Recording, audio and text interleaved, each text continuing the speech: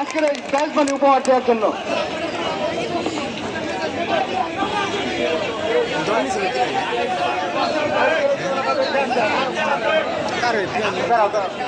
এখন ক্রেস্ট দিবেন সুদন সংঘ ক্লাবের সম্মানিত সভাপতি জনাব শাহাদত হোসেন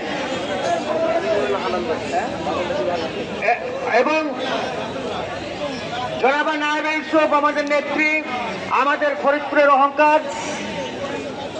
এখন জনাব শাহাদত হোসেন ক্রেস্ট দিচ্ছেন আমাদের নয়নমণি নায়েব ইউসুফকে। অ্যাডভোকেট হান্নান সাহেব এখন ক্রেস্ট উপহার দেবেন।